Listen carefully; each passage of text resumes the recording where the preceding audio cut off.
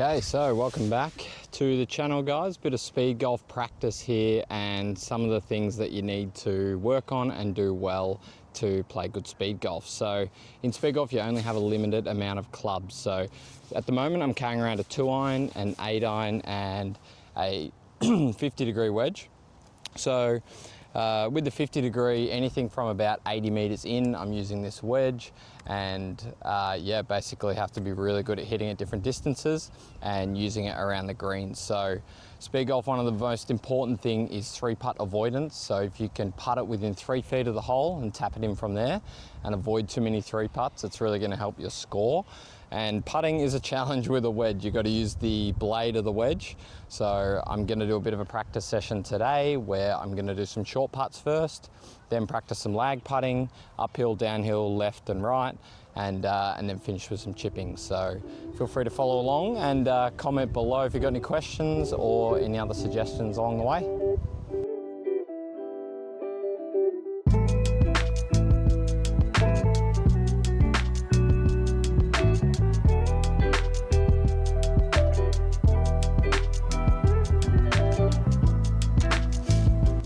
Okay, so at the moment, not too fussed about sort of how many I hole, more just getting the feel of using the 50-degree as a putter, making sure I'm hitting right on the middle of the ball here with each putt, not topping it too much or definitely not coming underneath it, because then the ball chips with backspin, comes up well short. So just going to move around the hole about 3 feet, do the same thing, 6 feet, 9 feet, 4 putts from each spot.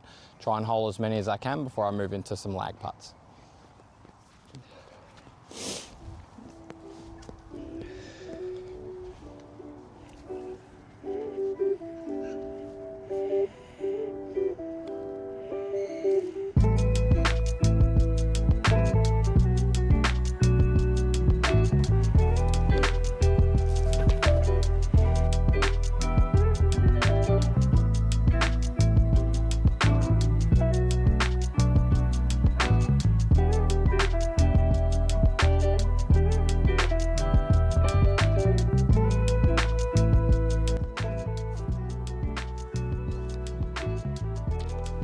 Let's go. Okay, gonna move into some longer putts now. So some lag putts, try and get it within 3 feet. We've got a pretty slopey green here, so it's gonna be a challenge. In terms of putting technique with a wedge, so at the moment, trying to stand fairly close to the ball, get my hands a bit upright and hover the club just before I go for the swing, hitting slightly up on the ball to get a bit of topspin. So we'll see how many I can get within 3 feet.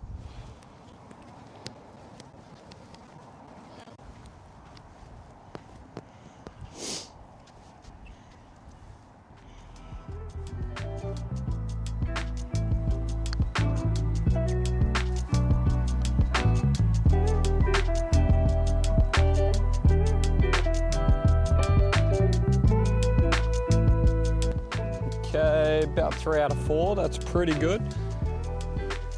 When you're putting with a wedge, if you're gonna miss it, you wanna slightly top the ball is what I've found that helps. When you top the ball, it gets less power, but it gets a bit of top spin, so it still rolls out to the hole. Whereas if you catch the ball under the equator, you get backspin and it pulls up short.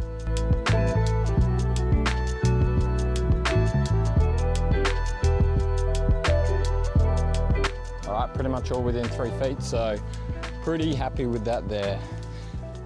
Now it's getting pretty dark, so I'm gonna do a little bit of chipping. So imagining I've just sort of rolled off this false front, I'm gonna chip up to this flag. Again, see how many I can get within 3 feet, because that's an up and down. Basically gonna hole sort of 80–90% of those.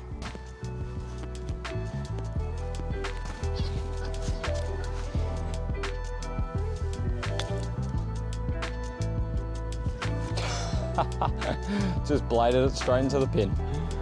Not quite 3 feet.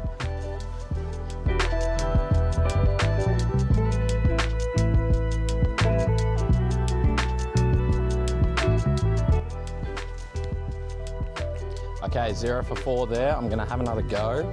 It's pretty tough with a 50-degree chipping up some of these slopes. Got to try and think, do I open the face or do I hit a little bump and run into the hill? So let's try the bump and run this time, see if I can get any closer.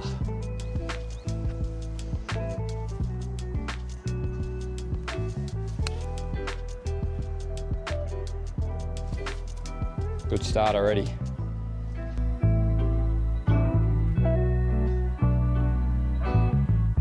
All right, much better grouping here. Not quite within 3 feet, but better. I think the bump and run, a bit more control than opening up the face with the 50 degree. All right, lastly, I'm gonna go back a bit further and hit a few pitch shots.